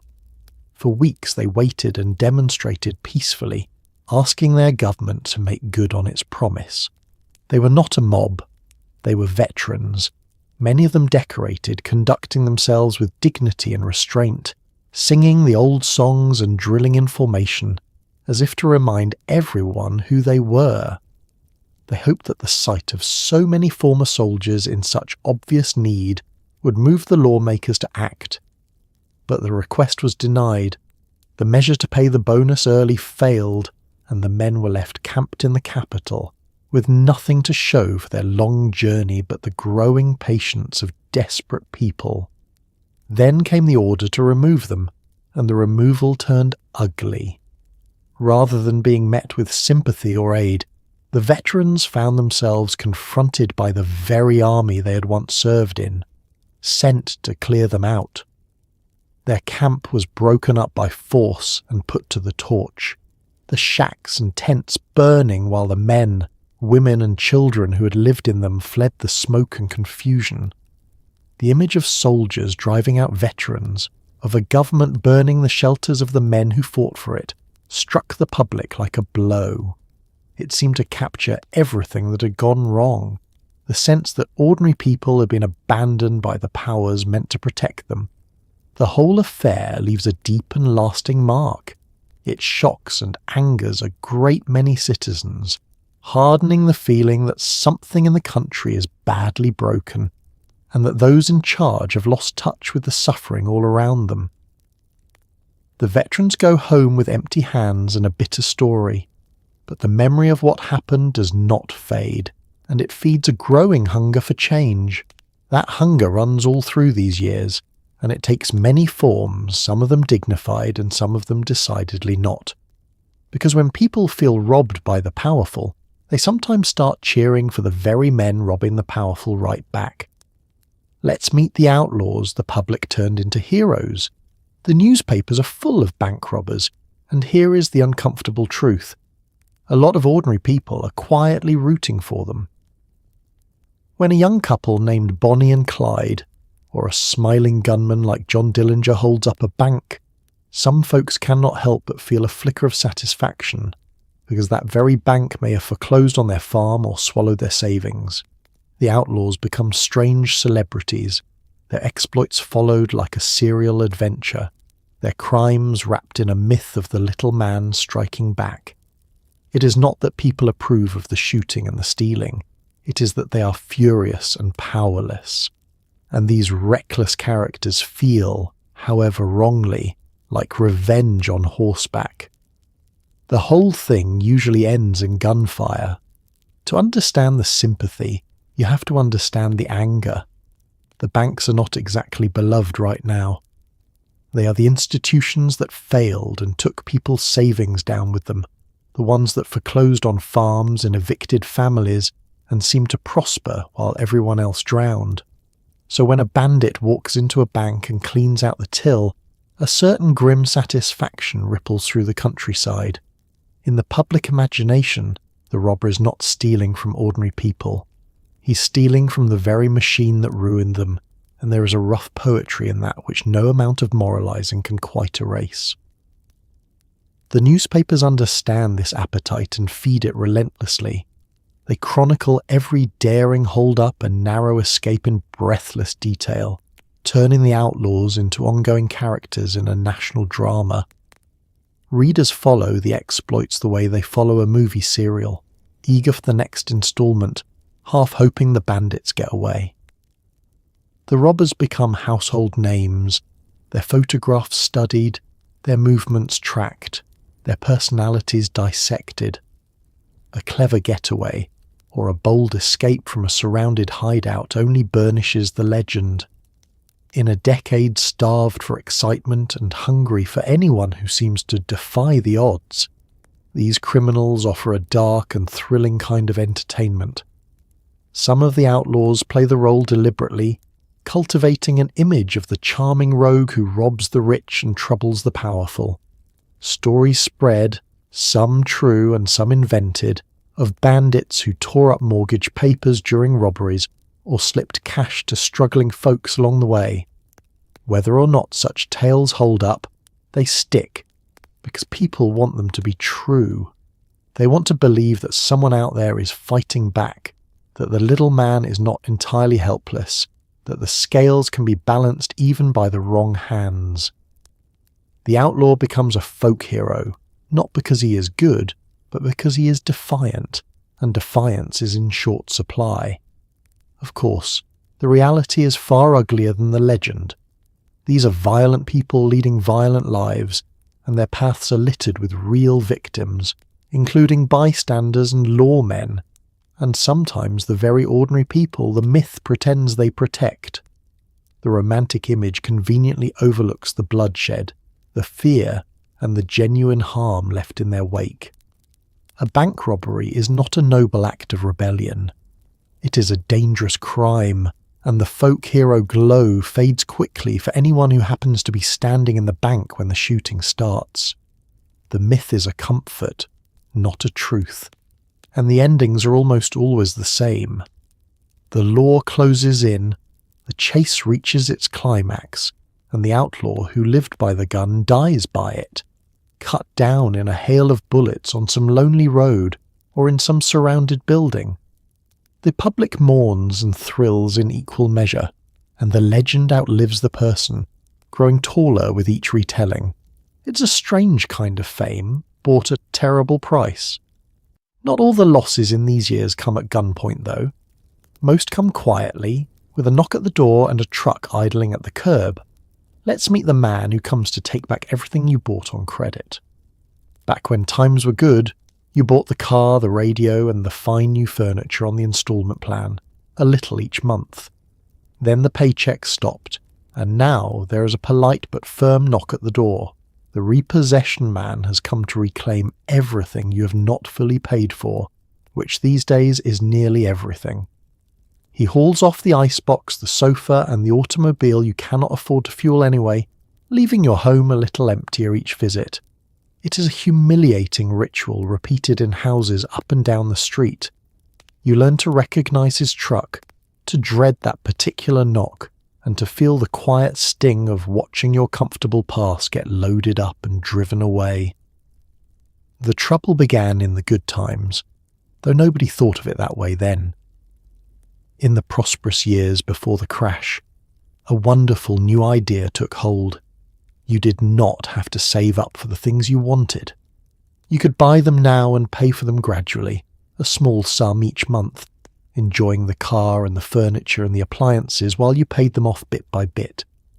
It felt like magic, like the future had arrived early, and families filled their homes with fine possessions they had not yet fully purchased. The catch, invisible in the sunshine, was that none of it truly belonged to you until the very last payment was made. When the depression hit and the income vanished, the monthly payments became impossible, and the invisible catch turned into a very visible crisis. You cannot pay for the sofa if you cannot pay for supper, so the payments stop. And once they stop, the company that sold you the goods has every right to come and take them back. Enter the repossession man, whose unhappy job it is to knock on doors and reclaim the merchandise from families who have fallen behind. He is not necessarily a cruel person, but he is the face of loss, and his arrival means another piece of your life is about to be carried out to his truck. Watching it happen is a peculiar agony. These are not luxuries you flaunted, but the ordinary furnishings of a decent life, the things that made your house a home. The icebox that kept the food cool, the comfortable chair by the window, the radio that gathered the family in the evenings, the automobile parked out front, symbol of everything you had climbed toward. One by one they go back down the path and onto the truck, and with each item the house grows barer and the sense of decline grows sharper. It is like watching your recent prosperity get repossessed right along with the furniture, wheeled away in broad daylight for the neighbours to see. There is a special humiliation in the public nature of it. Everyone on the block knows what that truck means, because everyone on the block has either had a visit or expects one. You're not being singled out, which helps a little, but the sight of your belongings on the curb announces your troubles to the whole street. You learn the sound of that particular engine, the shape of that particular truck, and your stomach drops whenever it turns onto your road. Sometimes families hide the most precious items or arrange to have them elsewhere, small acts of resistance against the steady reclaiming of their lives. So the house empties, slowly, and you adjust, because there is nothing else to do. You learn to live with less, then less again, discovering how many possessions you can actually do without. The car goes, and you walk. The radio goes, and the evenings grow quieter. It is a stripping away, gradual and relentless, of the comforts you once took for granted. But when money runs this short, people get creative about holding on, and sometimes the answer to a looming loss is to throw open your doors and turn desperation into a party. Let's roll back the rug and dance the rent into being. Rent is due tomorrow, you're short, and eviction is looming, so you throw a party to save your home. This is the rent party, a beloved survival tactic especially alive in the crowded apartments of Harlem, where you charge a small admission at the door, fry up some food, roll back the rug, and let a piano player fill the room with music until the early hours. Neighbours pour in, coins clink into a jar, and by morning you have, hopefully, gathered just enough to keep a roof over your head. It is hardship dressed up as celebration, a way of turning desperation into a good time. And honestly, after the week everyone has had, the dancing is not just about the money. The logic is beautifully simple. You cannot make the rent on your own, but if enough people each contribute a small amount, the total might just cover it. So you turn your home into a venue for one night, spread the word, and invite the neighbourhood in for an evening of music, food and dancing, all in exchange for a modest fee at the door. Everyone understands the arrangement. The guests are not merely paying for a party. They are chipping in to keep a neighbour housed, knowing full well that next month they might be the ones passing the jar. It is mutual aid disguised as good time, and it works precisely because the whole community is in the same leaky boat. The preparations turn a cramped apartment into something festive. You push the furniture against the walls, roll up the rug to clear a floor for dancing, and set out whatever food you can manage to cook and sell. Fried fish, chitterlings, pig's feet, and other cheap filling fare. Word spreads by handbill and by mouth, little cards sometimes printed up with a clever rhyme announcing the time and place. Then, come evening, the guests arrive, pay their small fee, and pack themselves into the rooms, and the apartment that felt so heavy with worry an hour ago fills up with warmth and noise and the smell of good cooking. The music is the heart of it. A piano player sets up in the corner and pounds out the driving, rollicking style perfect for a crowded room, and the whole place moves. This is a golden age for the music of these gatherings, and the informal, cash-strapped rent party becomes an unlikely proving ground for it. Talented players work these parties for tips and a plate of food, honing their craft in the tight quarters of packed apartments, and some of the finest musicians of the era cut their teeth exactly here. The playing goes on late into the night. The dancers crowd the cleared floor, and for a few hours the troubles outside the door are drowned out entirely. And that drowning out is at least half the point. Yes, the party is meant to raise the rent, and everyone hopes it succeeds. But it is also a release, a chance to shake off the grinding weight of the times and simply feel alive for an evening in the company of neighbours and friends. People who spend their days lining up for soup and dodging the repossession, man needs somewhere to laugh, to dance, to court and joke and forget. The rent party provides it, transforming a private crisis into a shared celebration and reminding everyone that they're not suffering alone. By the time the last guest stumbles home in the small hours, you count the coins in the jar and with luck find enough to satisfy the landlord and stay another month. Even if the total falls a little short, you have gained something the money cannot measure, a night of joy and the knowledge that your neighbours turned out for you.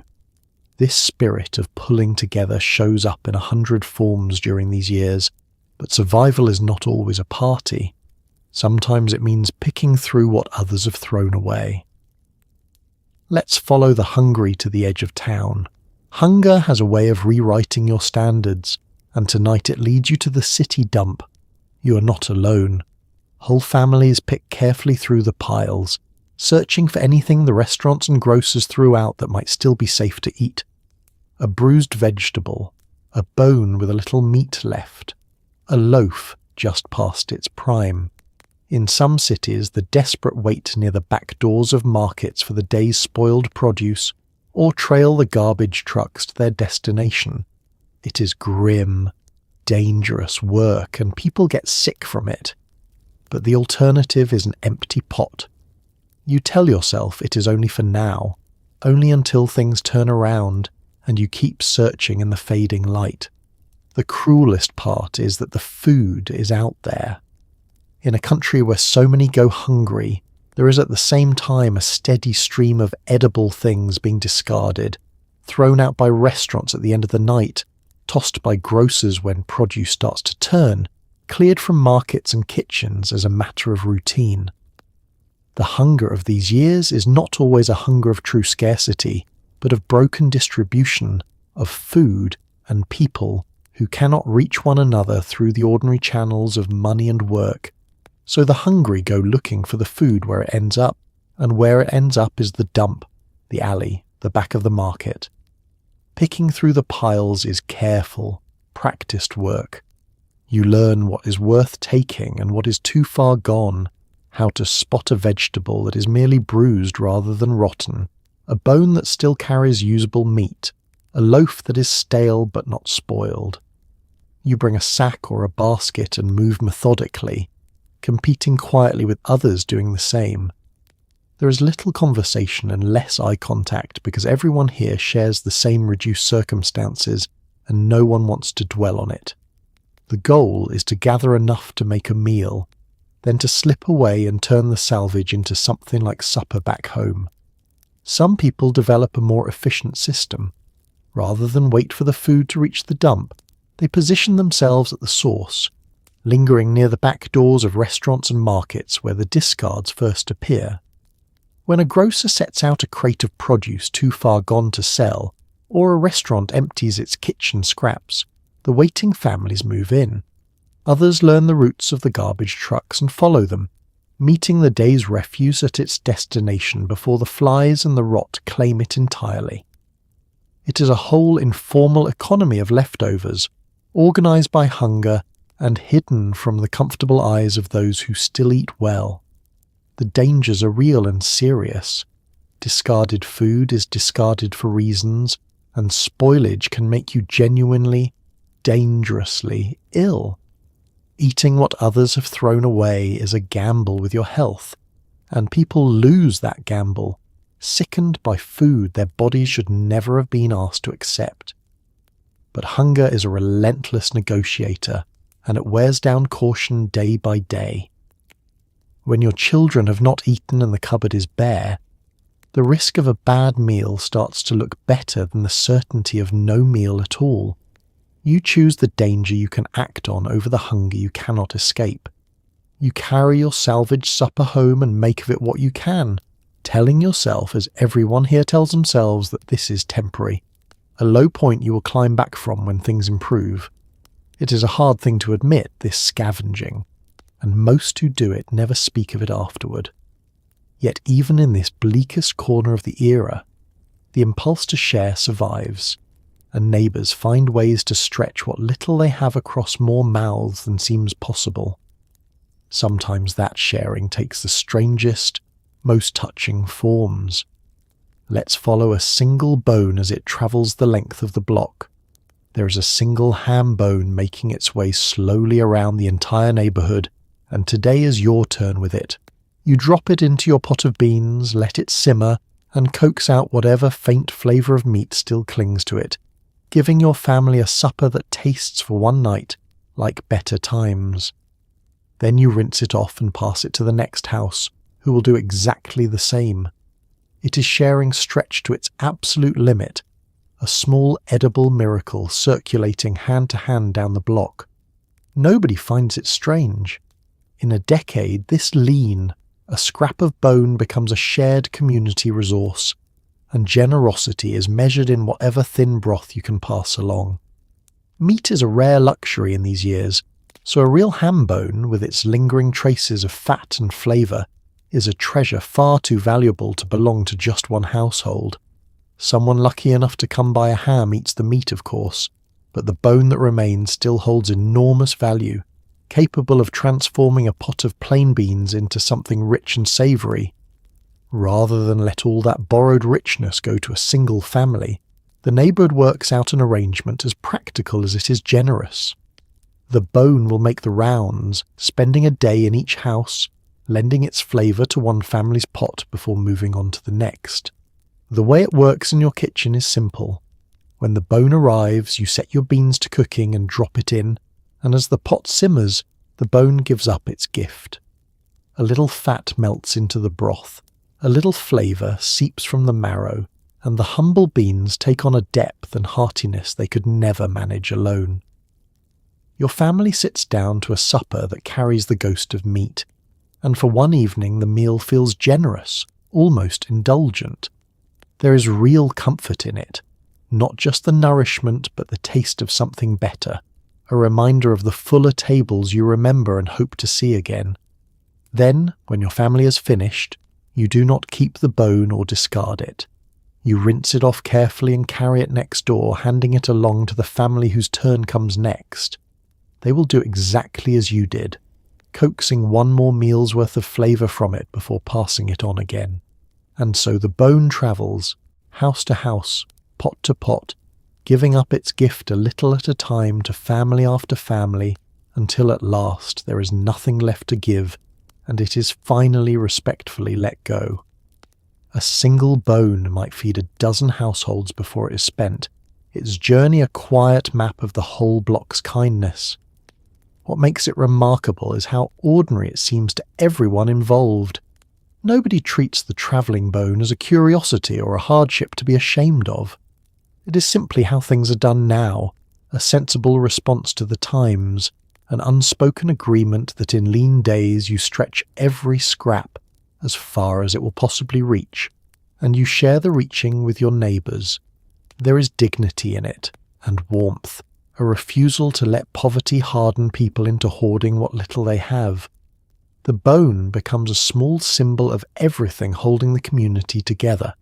So you pass the bone along and think nothing of it, and tomorrow perhaps a neighbour will pass you something in return, a cup of flour, a handful of vegetables, a favour when you need one.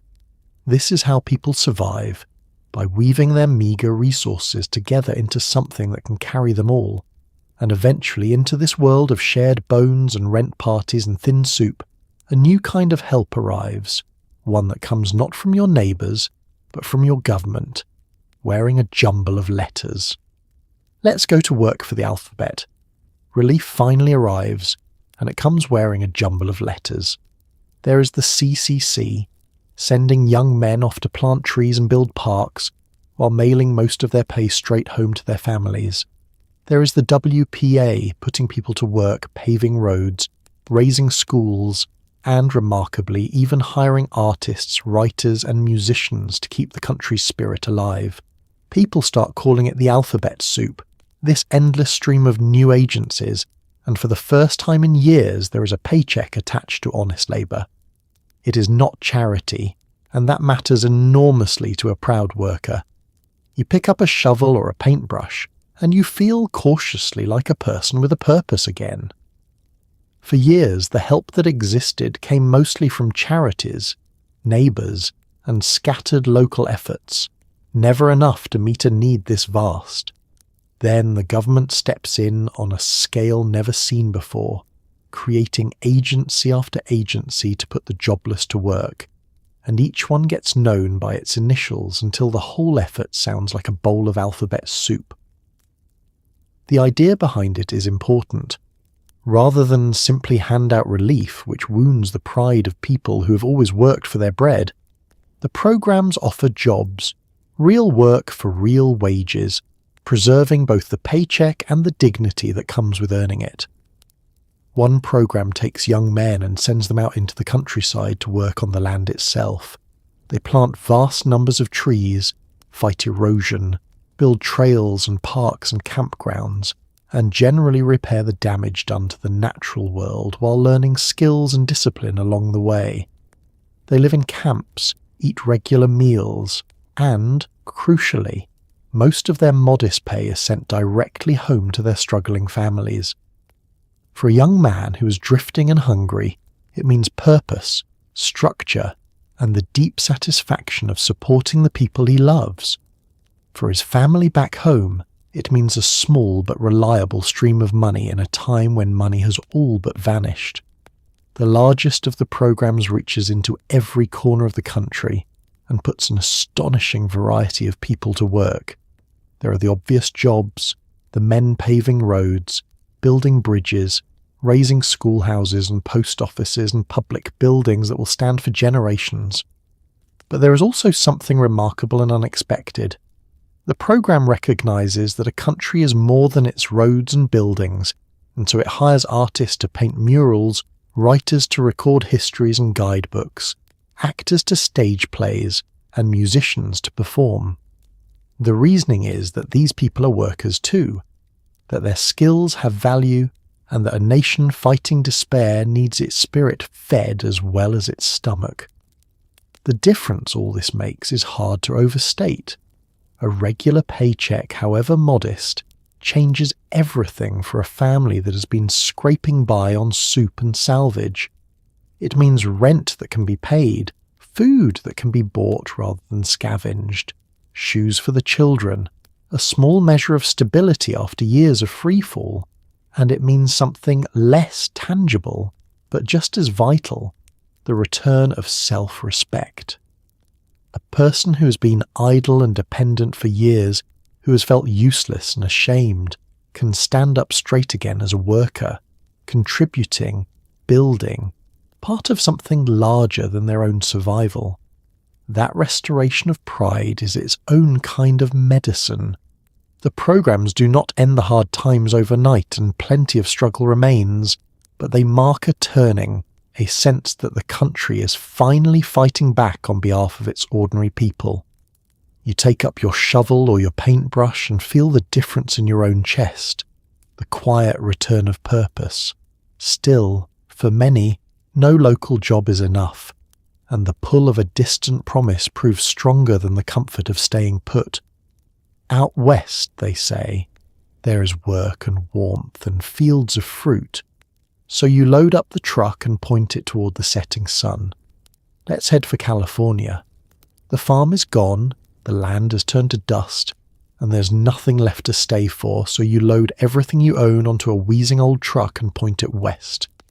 California, they say, has work, sunshine, and fields heavy with fruit just waiting to be picked. You and thousands of families like you crawl along the highway in a great slow migration, mattresses lashed to the roof, children wedged between crates, radiators boiling over in the desert heat. The journey is long and the truck is held together with wire and prayer. You do not know exactly what waits at the end of the road, but you know it cannot be worse than the empty blowing fields behind you. So you drive. The decision to leave is not made lightly, but by the time you make it, staying has become impossible. The dust storms have buried your fields, the drought has killed your crops, the bank has taken or is taking the land, and there is simply no future left in the place your family has called home.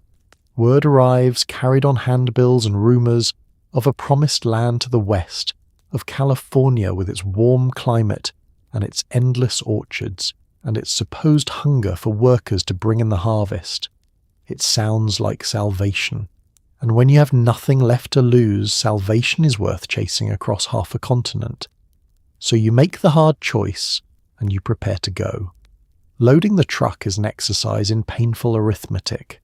Everything you own must somehow fit, and yet the truck is small and old and already straining. You lash the mattresses to the roof, pile the furniture and the cooking pots, and the bundles of clothing wherever they will fit, and tuck the children into the gaps between the crates.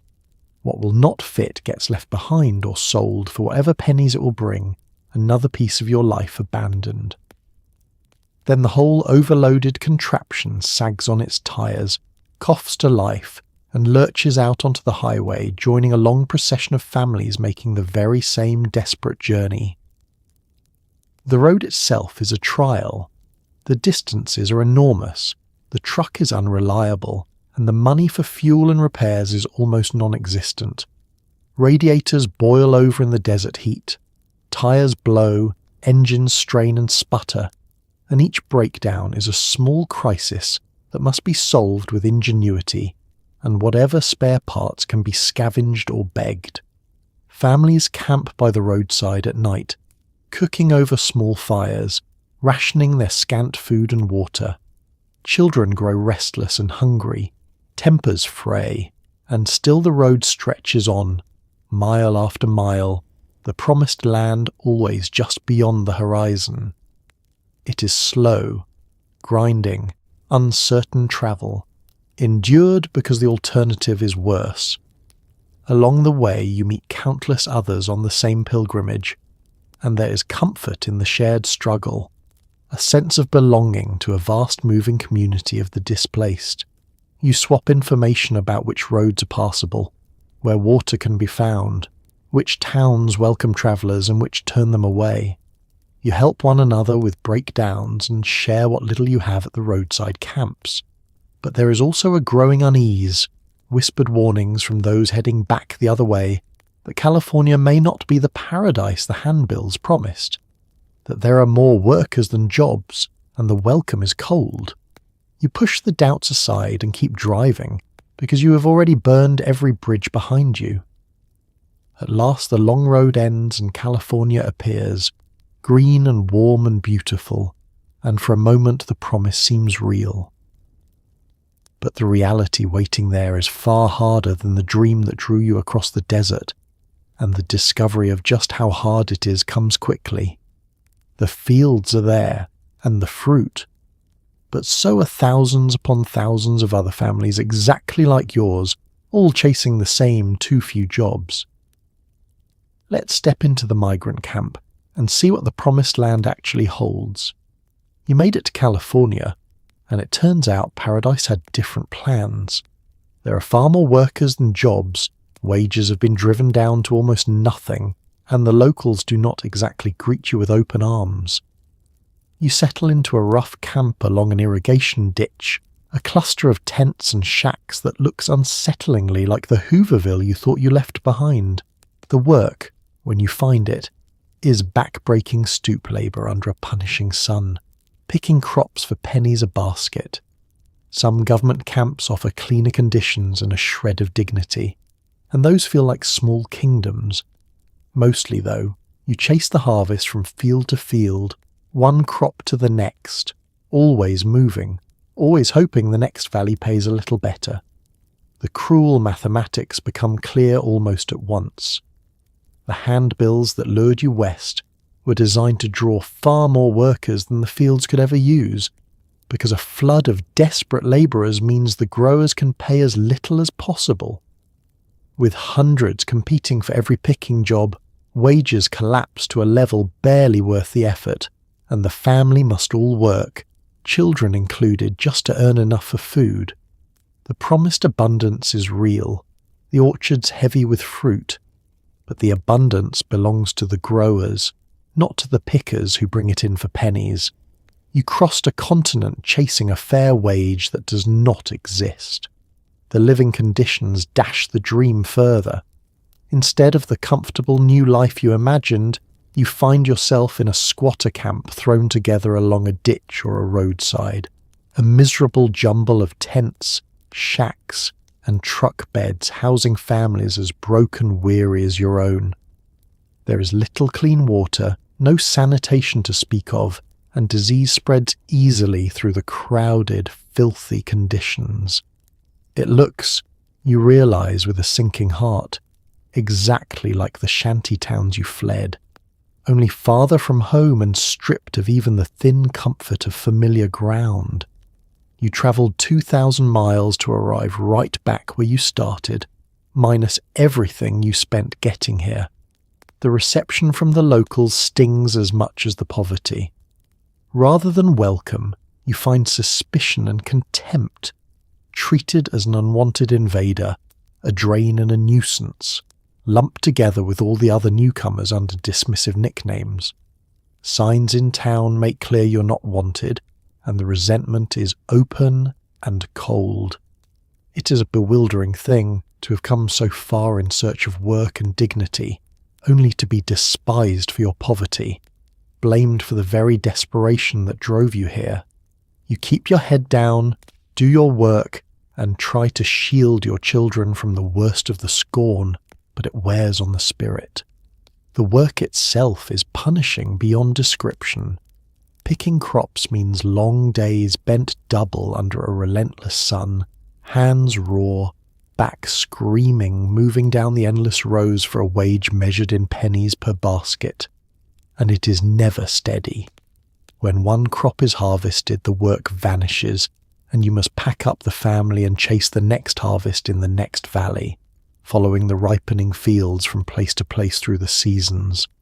There is no rest, no roots, no security, only the constant movement from one back-breaking, poorly paid job to the next, always hoping the next place will be marginally kinder than the last. There are bright spots, rare and precious. Some government-run camps offer clean water, decent sanitation, and a measure of order and dignity. And to a family that has known only the ditches and squatter settlements, such a place feels like a small kingdom. But they're too few to hold everyone, so mostly you make do with what there is and keep moving. Through all of it, one thing keeps the family going, a habit so deep it has become almost sacred, the absolute refusal to waste a single thing. That relentless thrift is the invisible engine beneath every survival story of these years. Let's look at the religion of making do. Somewhere in these years, thrift stops being a habit and becomes devotion. The old saying rules every household: use it up, wear it out, make it do or do without. Nothing is ever truly finished. Worn shirts become patches, patches become quilts, and quilts get mended until barely a scrap of the original remains. Bacon grease is saved in a can for cooking. String is wound into a growing ball. Bent nails are hammered straight for a second life. Children are taught that throwing anything away is nearly a sin, and that lesson will stay with them for the rest of their lives. Your home is a masterclass in stretching every object as far as it can possibly go, and then a little further. The philosophy is captured perfectly in that 4-part motto, repeated so often it becomes second nature. First you use a thing up, wringing every bit of value from it. When it can no longer serve its original purpose, you wear it out in some lesser role. When even that is exhausted, you make it do somehow, finding yet another use for the remnant. And only when there is truly nothing left to extract do you finally do without. It is a way of thinking that treats every object, however humble, as precious, and it governs every decision in the household, from the kitchen to the sewing basket to the tool shed. Nothing illustrates it better than the life cycle of clothing. A shirt is worn until it frays, then patched and worn some more. When it is beyond patching, the good fabric is cut away and saved, becoming patches for other garments or squares for a quilt. Worn-out clothes, feed sacks, and every scrap of usable cloth get pieced together into warm patchwork blankets. And even those are mended and remended for years, layer upon layer, until the quilt is more repair than original. Cloth simply never dies in a depression household. It is transformed again and again, moving down a ladder of uses until it finally becomes a rag for cleaning, and at last is used up entirely. The kitchen follows the same relentless logic. Bacon grease is never poured away but saved in a can on the stove, used again and again for frying and flavouring, a precious cooking fat that would be madness to waste. Bones travel the neighbourhood as we have seen, giving up their flavour to pot after pot. Stale bread becomes pudding or crumbs or thickening for soup. Vegetable scraps go into the stock pot. Leftovers are reinvented endlessly, last night's supper becoming today's lunch in a new disguise.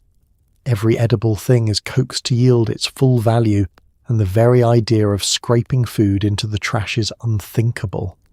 Beyond cloth and food, the habit extends to every object in the home.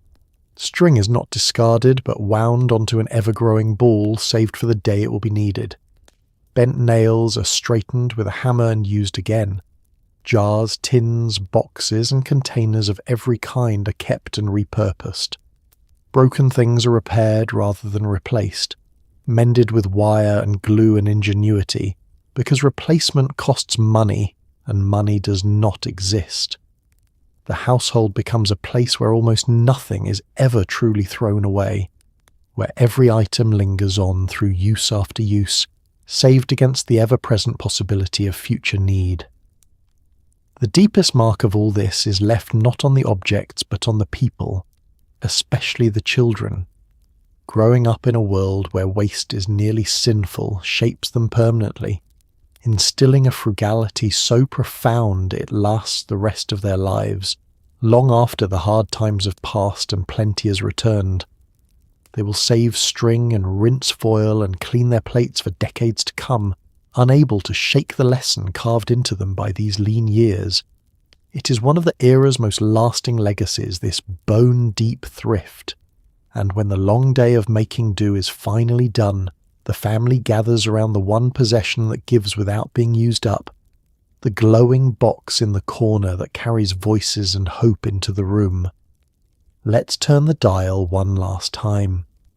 When the sun goes down, and there is no money for anything else, the family gathers around the one glowing treasure in the house, the radio. For free, it fills the room with music, comedy, adventure serials, and voices that make the little space feel less lonely. And on certain evenings, the president himself speaks directly to you in a calm, steady tone, explaining the troubles of the country as though he were sitting right there in your parlour. People call these the fireside chats, and for a nation running low on hope, that reassuring voice becomes something close to medicine. You lean in, the whole family quiet, the dial glowing warm in the dark, and for a little while it feels like someone, somewhere, believes things might just get better. The radio is the perfect companion for hard times because once you own it, the entertainment it provides costs nothing at all. There are no tickets to buy, no admission to pay, only the electricity and the patience to sit and listen.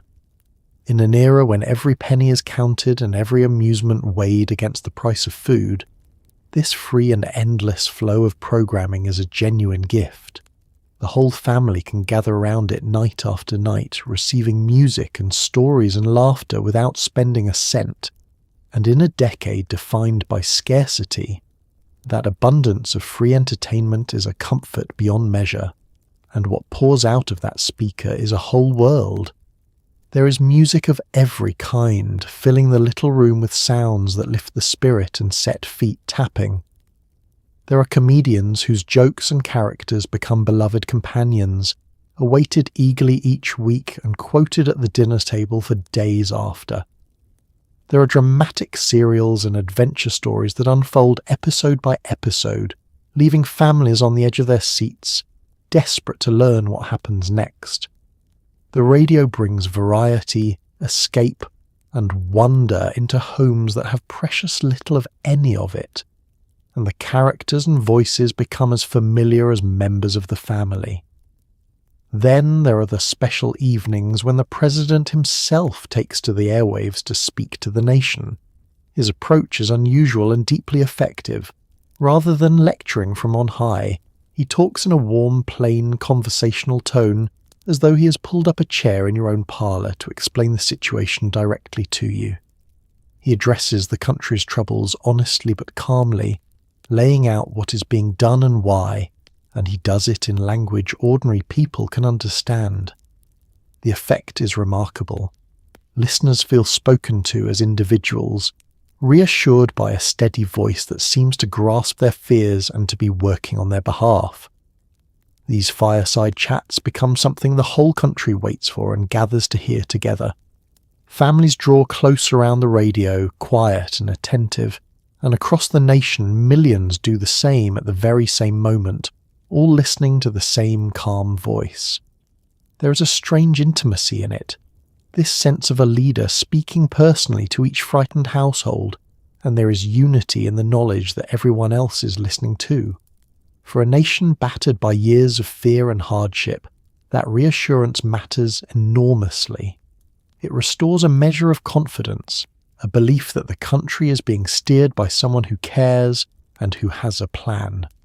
So in the darkness of the evening, with the day's struggle set aside and the little dial glowing warm, the family leans in and listens, and for a while the loneliness and worry lift.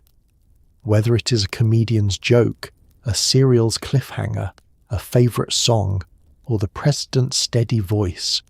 The radio gives freely of comfort and hope is the scarcest resource of all in these years.